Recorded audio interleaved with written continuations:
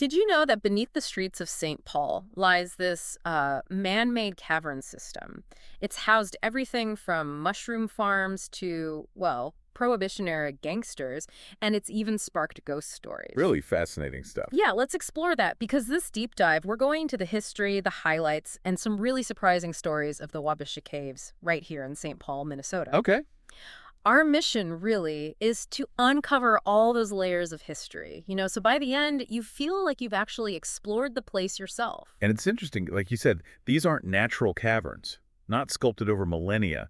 Our exploration today, it's drawing from a whole collection of sources. We've got historical articles, some really intriguing personal accounts from online forums, even geological context to understand the space. Exactly. Sources like Reddit threads talking about a photo that might be ghostly. Yeah, I saw that one. Articles on the history, comparisons with like natural underground rivers. Right, like Palawan, just for contrast. Yeah. So think of this as your shortcut, getting you well informed about this really unique local landmark. We're pulling key info from all over. That Reddit thread, the travel blog, an article on the Hauntings specifically. Well, and worldwide, I think. Yeah, that's the one. And some geology facts and event listing for a play they did down there. Oh, interesting. Plus, yeah, info on fauna from that Puerto Princesa River for comparison, a blog post totally focused on the gangster history, more Reddit talk about tours, CBS News coverage. So quite a mix. Official reports, personal stories, historical context. Totally. An article questioning if it's really haunted compared to somewhere else. Details on Puerto Princesa City and its river, FAQs about it, info on St. Paul's other underground tunnels. These utility ones. Yeah, and another Reddit thread mentioning a tunnel of terror, separate thing apparently. And finally some context from the Ramsey County Historical Society about the old St. Francis Hotel downtown. So yeah, quite a pile of sources. It really helps paint a picture, though. You see how the story of Wabasha Caves isn't just like one isolated thing? It touches on urban development, how spaces change, prohibition, our fascination with the ghosts, all that stuff. Looking at all these different angles gives us a much richer understanding. Absolutely. So our aim for you, the listener, is to take you on this journey of discovery.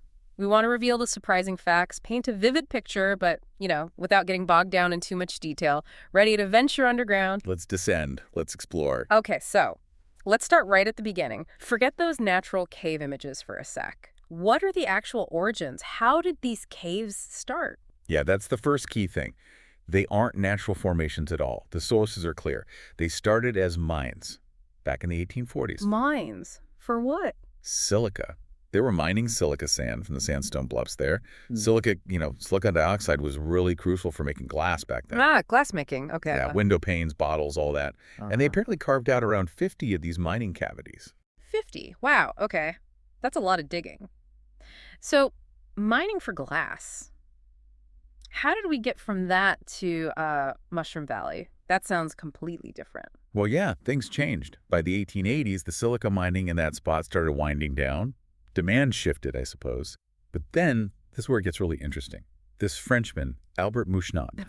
Okay. Yeah, he saw these empty mines and had a pretty innovative idea. He realized these underground spaces, they have this constant temperature, high humidity, perfect for growing mushrooms. That's clever. Turning old mines into a farm, basically. Exactly. A really smart reuse of the space. Right. And it wasn't just a small thing either. It worked out well. Oh, yeah. It was a huge success. Apparently, local restaurants really relied on his mushrooms, so much so that the whole area around the caves got nicknamed Mushroom Valley. Mushroom Valley, I love that. And they didn't stop there. They found the conditions were also good for aging cheese and even beer. Really? Cheese and beer aged underground in St. Paul mines. Yep. Imagine that. Local mushrooms, aged cheese, all from these repurposed silica mines. From glass to gourmet food. That's quite a shift. Okay, let's jump forward a bit to a maybe more notorious time. Prohibition, the 1920s. How did that change things for the caves? Well, Prohibition obviously hit bars and restaurants hard everywhere, St. Paul included. But these existing underground caves, they presented a unique opportunity. I see where this is going. Right. They were transformed into the Wabasha Street Speakeasy, a hidden spot. Yeah. Underground, out of sight, perfect for getting drinks illegally, maybe some gambling. An actual underground speakeasies sounds like something from a movie. And the legends. I've heard some big names might have visited. The folklore definitely points that way. Yeah. The biggest legend, probably, is that John Dillinger himself used to frequent the place. Dillinger, wow. Yeah. Whether it's entirely true or just legend, it definitely adds to the mystique, doesn't it? It really does. And speaking of gangsters and maybe things not entirely of this world, our sources mentioned that Reddit thread, the one with the photo. Ah, yes. That was pretty interesting. This user, OptimusDime13, posted about it. Okay. Mentioned how mafia gangsters would come to grab a drink during Prohibition times. But the real discussion started with a photo his friend took in 2016. What was the deal with the photo? Well, they were on a tour, and there was this one room you couldn't actually go into. You could just see it from the entrance. His friend took a photo, zoomed in later, and, well, people saw things. Like a ghost. That's what the debate was about. Interpretations were all over the place. One user, Lazy Vampire Hunter, said it looked like a headless man. Headless. Okay. Another one, Live Doodoo Head, first thought, headless body in a dark suit, doing a dance move with jazz hands. There's him. Yeah. But then thought maybe it was just a chair in shadows. Pareidolia, seeing patterns. Right, your brain trying to make sense of it. Exactly. But others were convinced. Cody and View said, definitely a ghost. Someone else, all was steered, shared a lightened version, and people thought that looked even creepier. Huh. And didn't someone comment about ghosts needing clothes? Yeah, Princess Coffee brought that up. It's funny the details people focus on. But the thread also got pretty serious. User Miss Jitsurf mentioned something tragic, that some kids died in the caves around 2004. Oh, wow. That's awful. Yeah, it really underscores that these caves hold both, intriguing history and some really dark, unsettling stories, too. That photo discussion kind of captures that whole ambiguity.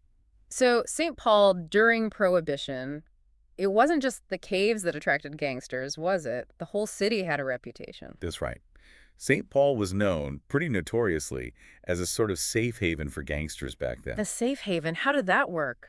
Well, the story goes there was this understanding, maybe an informal agreement, with the chief of police at the time, John O'Connor. An agreement with the police. The gist was, keep your serious crimes, your violence, outside of St. Paul city limits, and you could basically come and go, lay low, without too much hassle from the local police. That's quite an arrangement. Unconventional, to say the least. Definitely. It speaks volumes about the kind of place St. Paul was in that era. And who are some of the big names taking advantage of this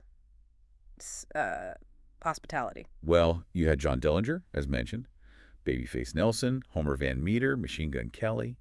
Even Ma Barker and her boys, they all spent time in St. Paul. Wow. The big leagues of crime. Pretty much.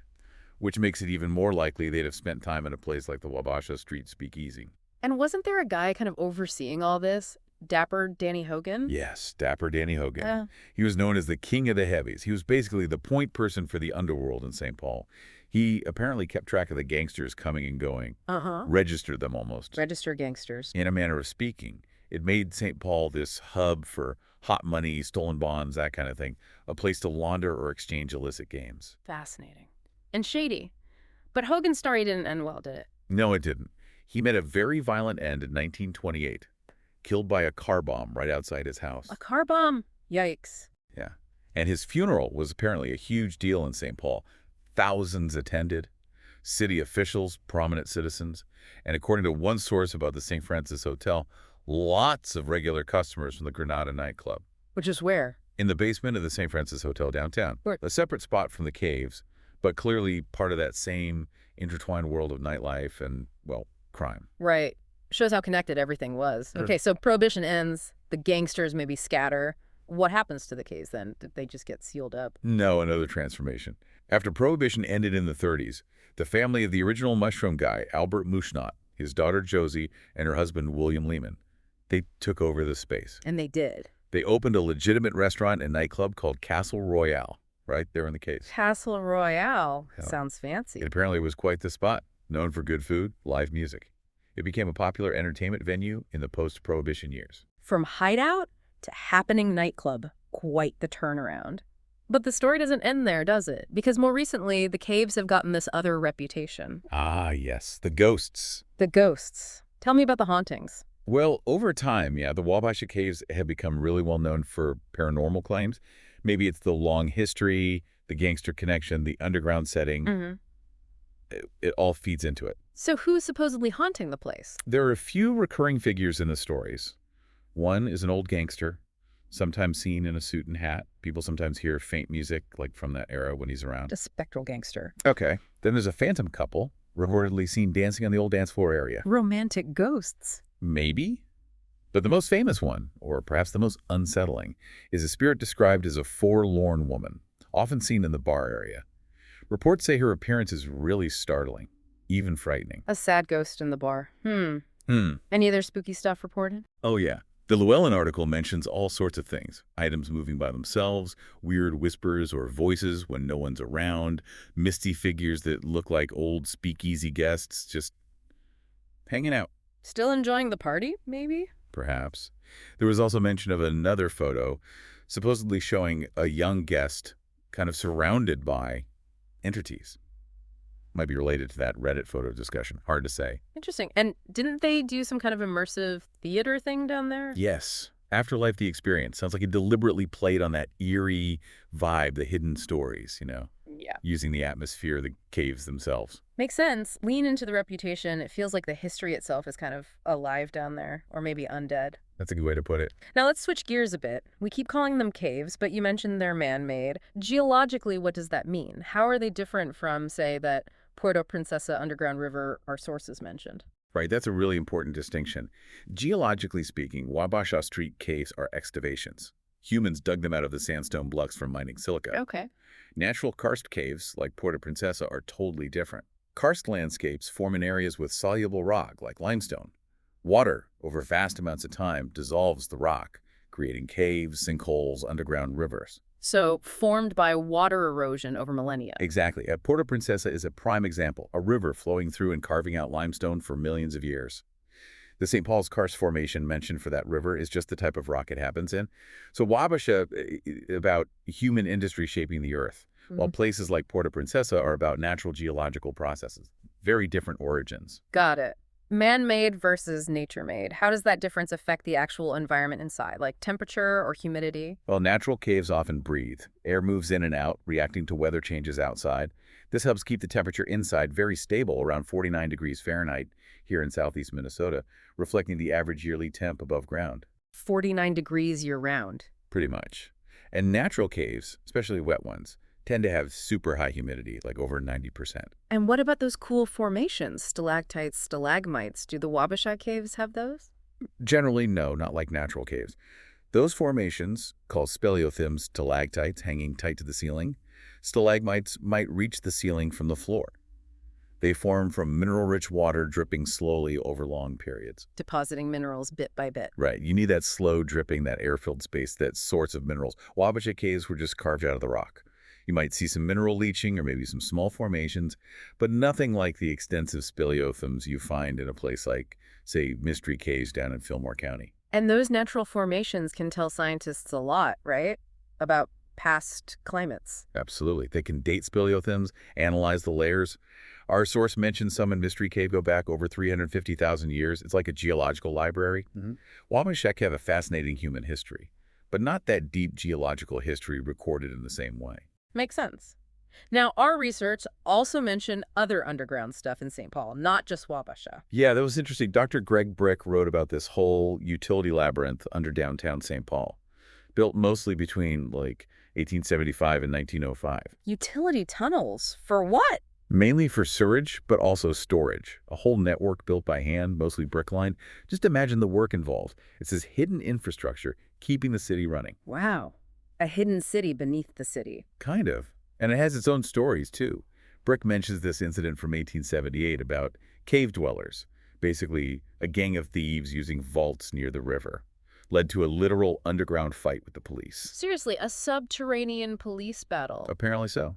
But it shows these underground spaces have always attracted, different kinds of activity. And then there was that tunnel of terror mentioned on Reddit. Is that part of Wabasha? Or the utility system? It seems like it's something else entirely. Possibly an old tourist attraction that's now derelict. The Reddit thread mentioned recent rescues, like a big group of teenagers getting stuck. Yeah. Suggests it's probably unsafe and definitely not part of the official Wabasha Caves tours. Okay, good clarification. So bringing it back to Wabasha Caves specifically, what's their status today? Can people still go? Oh yeah, definitely. There's still very much a going concern, as that Redditor said. They offer tours. What kind of tours? The Gangster tour seems to be the most popular one, judging by recommendations. Makes sense, given the history. So if you're visiting St. Paul, or even if you live here and you want something different. Wabasha Caves is definitely a unique spot. It's an entertaining way to spend an evening. You get the history, the gangster stories, and hey, maybe even a little ghostly encounter. A bit of everything. That Llewellyn article even framed it as part of a potential haunted vacation in St. Paul, right? Mentioning other spooky spots. Yeah, like the old City Hall, Griggs Mansion. St. Paul seems to have its share of haunted lore. Okay, so let's wrap this up. Our deep dive into Wabasha Caves. We started with silica mines back in the 1840s, Then the innovative Mushroom Valley phase. followed by the notorious Prohibition-era Speakeasy, a supposed gangster hangout. Which then became the more legitimate Castle Royale nightclub after Prohibition. And finally, its current identity, a historic site, a tourist attraction, and a place known for its ghost stories, all within those man-made sandstone walls. And for you, the listener, the curious explorer, you can see how Wabasha offers this really cool mix, right? Industrial history, crime history, social history, paranormal lore. It's a place that really tells a layered story. It definitely sparks the imagination. So thinking about all those different lives, all those events that played out inside the Wabasha Caves, what other secrets might those walls still hold, you know? Maybe a visit is the only way to find out, to uncover your own piece of its really fascinating story.